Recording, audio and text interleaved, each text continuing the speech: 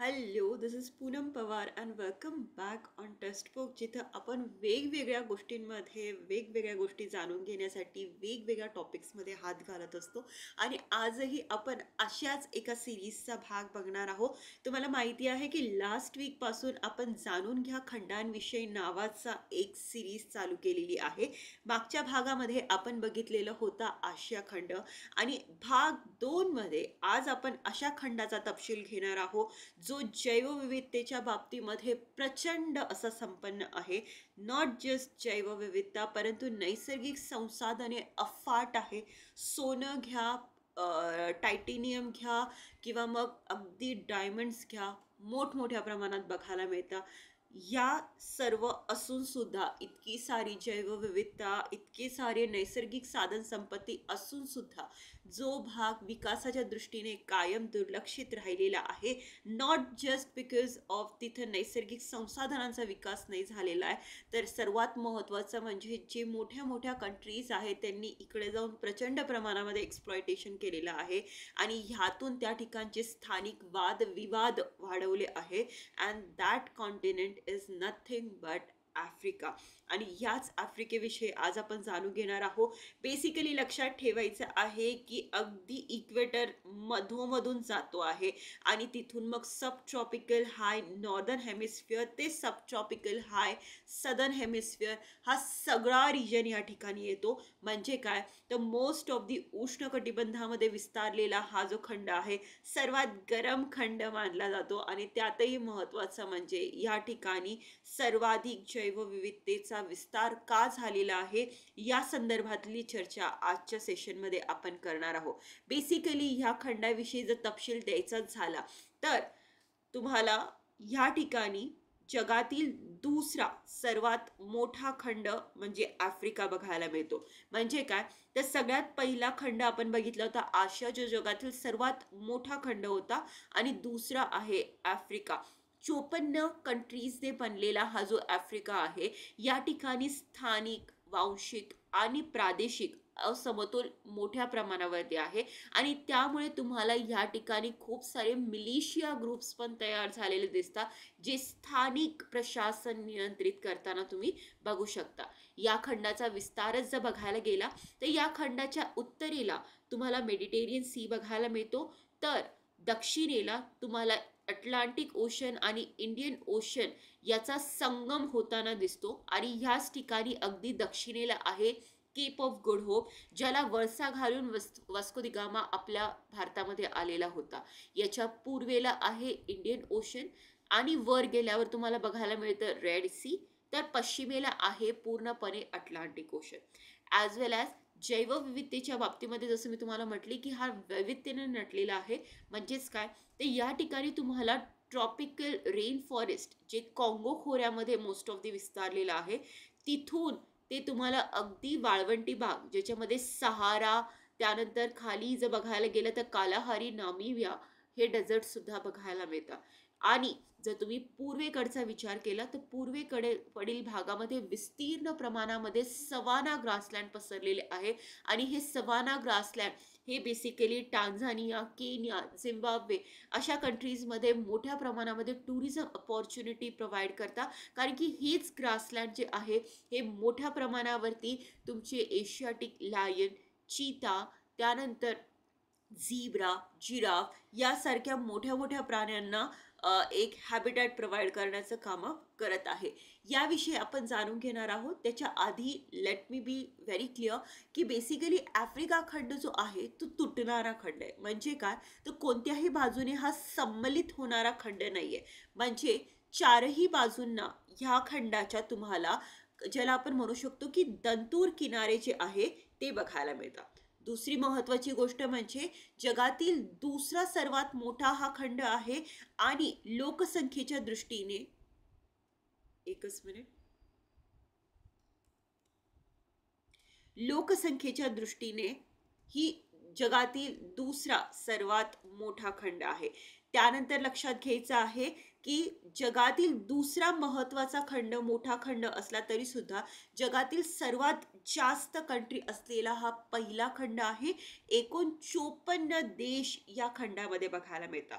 त्यातही लक्षात घ्यायचं आहे की हा खंड सर्वात जुना, प्राथमिक आणि मूळ खंड मानला जातो आणि ह्याच खंडापासून जैवविविधता, जैविक विकास आणि मानव विकास जो आहे तो चालू झालेला होता आणि ह्याच भागातून विविध प्राणी जे आहे ते विविध खंडांमध्ये स्थिरावले आणि बेसिकली कॉन्टिनेंटल ड्रिफ्टच्या माध्यमातून उर्वरित भागांमध्ये पसरलेले आहे. म्हणजे मानव जातीचा मूळ कुठे आहे हे जर शोधायचं असेल तर यासाठी आफ्रिका खंड हा सगळ्यात प्राथमिक खंड आहे.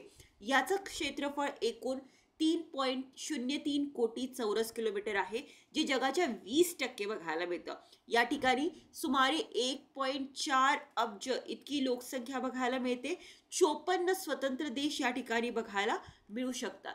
ॲज वेल ॲज या ठिकाणी महत्त्वाचे पर्वत आणि पठारे कोणती आहे तर तुम्हाला किलीमंजारो हे आफ्रिकेतील सर्वात उंच शिखर बघायला मिळतं, जे तुम्हाला एकच मिनिट मी तुम्हाला मॅपवर दाखवते. Okay, you can see here. इकडे तुम्हाला किलीमंजारो हे उंच शिखर बघायला मिळतं, ज्याची उंची 5895 मीटर इतकी आहे. तर जगातील दुसरा सर्वात खोल असं सरोवर ह्याच ठिकाणी आहे. त्याचं नाव टॉंगोनिया निका ह्या नावाने आपण तिला ओळखतो. ॲज वेल ॲज या ठिकाणी उत्तरेला तुम्हाला ॲटलेस माउंटन बघायला मिळतो, जो अत्यंत प्राचीन माउंटन असून याची एक शाखा अपलाशियन माउंटन युनायटेड स्टेट्समध्ये तुम्हाला बघायला मिळते. तर जगातील सर्वात मोठं वाळवंट सहारा डेझर्ट सुद्धा तुम्हाला ह्याच ठिकाणी बघायला मिळतं, जे उत्तरेकडे पसरलेलं आहे. बेसिकली इथे लक्षात घ्यायचं आहे की आफ्रिकेच्या बाबतीमध्ये तुम्हाला मध्य आफ्रिकेच्या भागामध्ये प्रचंड प्रमाणामध्ये वन्यसृष्टीचा विकास झालेला दिसतो. तर उत्तरेकडच्या भागामध्ये तुम्हाला सर्वाधिक ड्राय रिजन जे आहे ते बघायला मिळतं आणि ह्याच ड्राय रिजनमध्ये तुम्हाला सहारा आणि सेमी ड्राय रिजनमध्ये साहेल हे प्रांत जे आहे हे बघायला मिळू शकतात. त्यानंतर तुम्हाला लक्षात घ्यायचं आहे की या ठिकाणी जगातील सर्वात लांब नदी नाईल नदी सुद्धा वाहते, जिची लांबी एकूण 6650 किलोमीटर इतकी आहे.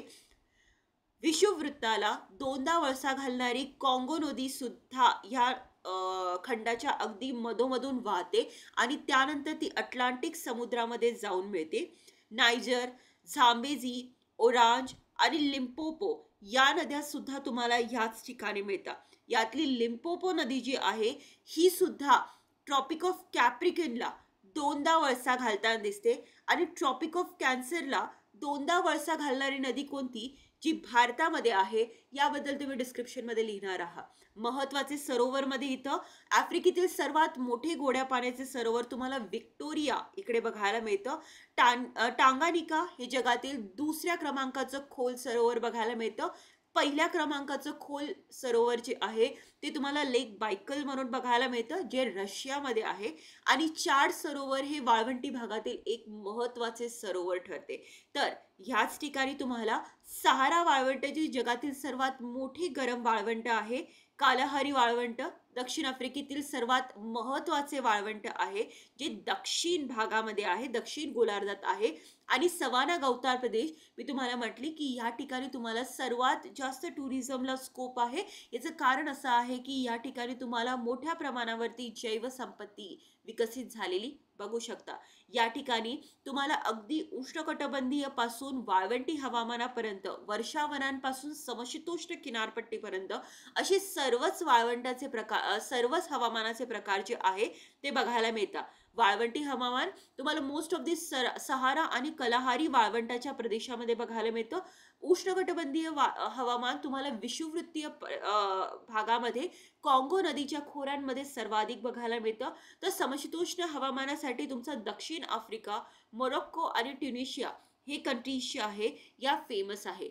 जंगलांच्या बाबतीमध्ये काँगो, मी तुम्हाला म्हटले की काँगो नदी यातली खूप महत्त्वाची नदी आहे, कारण की ही विषुववृत्तावरून वाहते आणि या ठिकाणी रेन फॉरेस्ट हे जगातील दुसऱ्या क्रमांकाचं सर्वात मोठं रेन फॉरेस्ट आहे. साहेल प्रदेश जो आहे हा सहारा वाळवंट आणि सवाना वाळवंट याच्या दरम्यान तयार झालेला एक अर्धशुष्क प्रदेश आहे. बेसिकली वाळवंटीकरणाला सर्वात जास्त बाधित झालेला हा साहिल प्रांत सहारा वाळवंटाच्या अगदी दक्षिणेकडे बघायला मिळतं. तर तुम्हाला या ठिकाणी मिळणाऱ्या गवताळ प्रदेशांमध्ये सिंह, हत्ती, झीब्रा, जिराफ, गेंडा यासारखे प्राणी मोठ्या प्रमाणावरती बघायला मिळतात. मानवी विकासाचं केंद्र असलेलं होमोसेपियन्सचं सगळ्यात पहिलं घर जे आहे हे आफ्रिका मानलं जातं. इजिप्शियन पिरॅमिड संस्कृतीमध्ये तुम्हाला इजिप्शियन सिव्हिलायझेशन कशा पद्धतीने झालं, नाईल सिव्हिलायझेशन ज्याला म्हटलं जातं, हे सुद्धा तुम्हाला याच ठिकाणी बघायला मिळतं. याशिवाय यातले अनेक भाग जे आहे हे अनेक परदेशी ज्याला आपण युरोपियन कंट्रीजच्या ताब्यामध्ये असल्यामुळे यांच्या कल्चरमध्ये, यांच्या लँग्वेजमध्ये तुम्हाला बऱ्याचदा फ्रेंच, इटालियन आणि ब्रिटिश या संस्कृतींचा कुठे ना कुठे वापर जो आहे तो होताना दिसतो. आणि आफ्रिकेमध्ये साधारण 2000हून अधिक स्थानिक भाषा ज्या आहे त्या बोलल्या जातात. आणि त्यात पण लक्षात घ्यायचं आहे की पश्चिम किनारपट्टीवर जे आयव्हरी कोस्ट आहे किंवा छोट्या छोट्या कंट्रीज आहे या ठिकाणी तुम्हाला फ्रेंच आणि इटालियन इन्फ्लुएन्स सर्वाधिक जास्त बघायला मिळतो. आर्थिक आणि राजकीय स्थिरतेच्या बाबतीमध्ये म्हणायला गेलं तर राजकीय स्थिरतेच्या बाबतीमध्ये सर्वात जास्त फ्रजाईल अशी इथली पॉलिटिकल सिस्टीम बघायला मिळते. स्थिर असं शासन नाहीये. तुम्हाला माहीतच असेल की लिबियामध्ये झालेली क्रांती ॲज वेल ॲज या ठिकाणी छोटे छोटे असलेले स्थानिक मिलिशिया जे आहे ते या ठिकाणी अस्थिरता तयार करण्यासाठी सर्वात मोठं रिस्पॉन्सिबल घटक आहे. या ठिकाणी तुम्हाला मात्र आर्थिक विकासासाठी मोठा वाव बघायला मिळतो. याचं कारण आहे की या ठिकाणी तुम्हाला खनिज संपत्ती मोठ्या प्रमाणावरती बघायला मिळते. सोने, हिरे, प्लॅटिनम, युरेनियम, कोबाल्ट, तेल मोठ्या प्रमाणात बघायला मिळतं. नायजेरिया हे तेलासाठी प्रसिद्ध आहे, तर दक्षिण आफ्रिका सोने आणि डायमंड आणि इजिप्त हे पर्यटनासाठी प्रसिद्ध आहे. मात्र इतकी नैसर्गिक साधन संपत्ती असून सुद्धा या ठिकाणी असलेली राजकीय अस्थिरता ही बऱ्याचदा युरोपियन आणि इतर मोठ्या कंट्रीजला या ठिकाणी आकर्षित करते आणि ह्या कंट्रीज इकडे येऊन त्यांचं एक्सप्लॉयटेशन करताना तुम्ही बघू शकता. आणि त्यामुळेच तुम्ही बघू शकता की आफ्रिकेतल्या बऱ्याचशा कंट्रीजवर चायनीज, USA आणि युरोपियन कंट्रीजचा इन्फ्लुएन्स ही मोठ्या प्रमाणावरती आहे आणि त्यांचं एक्सप्लॉयटेशन पण या ठिकाणी मोठ्या प्रमाणावरती तुम्ही बघू शकता. ॲज वेल ॲज या ठिकाणी एक महत्त्वाच्या संघटना कोणत्या कोणत्या आहे तर आफ्रिकन युनियन हे ह्यातलं राजकीय आणि आर्थिक संघटनाचं कार्य करतं. तर सॅडॅक आणि इकोवॉस इज बेसिकली इथल्या इकॉनॉमिक आणि ज्याला आपण म्हणू शकतो की स्थानिक विकासासाठी नैसर्गिक संसाधनांचं वितरण कसं व्हायला पाहिजे यावर चर्चा करणाऱ्या या महत्त्वाच्या संस्था तुम्ही बघू शकता. वाळवंटीकरण, वनतोड आणि पाणी टंचाई ह्यामुळे मोठ्या प्रमाणावरती या ठिकाणी पाण्याचं डायव्हर्जन आणि पाण्याची हानी होताना दिसते आणि त्यामुळे वाळवंटीकरणाला सर्वात जास्त बाधित झालेला खंड कोणता तर त्यासाठी आपण आफ्रिकेचं नाव जे आहे ते घेऊ शकतो. हवामान बदलाचा तसं म्हणायला गेलं तर फार डिरेक्ट परिणाम या ठिकाणी बघायला नाही मिळत, परंतु हवामान बदलामुळे तयार होणारे दुष्काळासारख्या परिस्थिती ज्या आहे या साहेल सारख्या प्रांतांना बऱ्याचदा अफेक्ट करताना दिसतात. गरिबी, बेरोजगारी यामुळे अनैतिक गोष्टींना सुद्धा वाढ मिळत आहे. नैसर्गिक संसाधनांचं चुकीच्या पद्धतीने एक्सप्लॉयटेशन ही या ठिकाणी मोठ्या प्रमाणावरती होताना दिसतं आहे आणि यामुळे आफ्रिका खंडाची विकास होण्याऐवजी अविकसित देशांकडे होणारी वाटचाल ही मोठ्या प्रमाणावरती बघायला मिळते. या ठिकाणी सौंदर्यालाही कोणताही तोड नाही असंही आपण म्हणू शकतो. इजिप्तचे पिरामिड, विक्टोरिया फॉल, सहारा वाळवंटी सफारी, सेंगेटी नॅशनल पार्क जे टॅन्झानियामध्ये आहे आणि काळ्या रंगाचे बीचेस या ठिकाणी मोठ्या प्रमाणावरती बघायला मिळतात आणि बऱ्याचशा परदेशी पर्यटकांना आकर्षितही करतात. ह्याच सारख्या गोष्टी आपण जाणून घेणार आहोत इतर खंडांविषयी आहे. पुढच्या भागामध्ये आपण चर्चा करणार आहोत नॉर्थ अमेरिकन कॉन्टिनेंट याविषयी. जाता जाता आपल्या बॅचेस विषयी थोड्याफार इंट्रोडक्शन देऊ इच्छिते. सध्या आपल्या राज्यसेवा 2025च्या दृष्टिकोनातून यशोदय 4.0 बॅच ची इंटिग्रेटेड राहणार आहे NCERT सह. याचे लाईव्ह आणि रेकॉर्डेड लेक्चरच्या माध्यमातून तुम्हाला बॅचेस प्रोव्हाइड करण्यात येत आहे. ॲज वेल ॲज ज्या मुलांना फक्त NCERTची बॅच घ्यायची आहे त्यांच्यासाठी आपण MPC 2025 NCERT फाउंडेशन कोर्सही आणलेला आहे. ॲज वेल ॲज ज्या मुलांना MPC कंबाईंड ग्रुप बी ग्रुप सी साठी प्रिपरेशन करायचं आहे त्यांच्यासाठीही आपण बॅच जी आहे ती लॉन्च केलेली आहे. जर तुम्हाला या बॅचमध्ये इंटरेस्ट असेल तर you can definitely call me on 9167. I'll just flash it here. Okay, 9167579923 ह्या नंबरवर किंवा खाली डिस्क्रिप्शनमध्ये तुम्हाला लिंक देण्यात आलेले आहे. त्या लिंकवर डायरेक्टली जाऊन तुम्ही बॅच परचेस करू शकता. To get a maximum discount benefit you can always use my coupon code that is Poonam Pawar.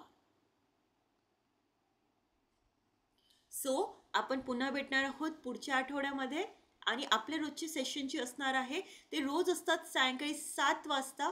तर या 7च्या सेशनमध्ये आपण राज्यसेवा आणि कंबाईनच्या दृष्टिकोनातून विविध टॉपिक्स जे आहेत ते रिवाईज करत असतो. सो बेसिकली आपण भेटूयात पुन्हा रोज सायंकाळी 7 वाजता आणि 8:30 वाजता मास्टर क्लास ॲपवर. Till then bye bye.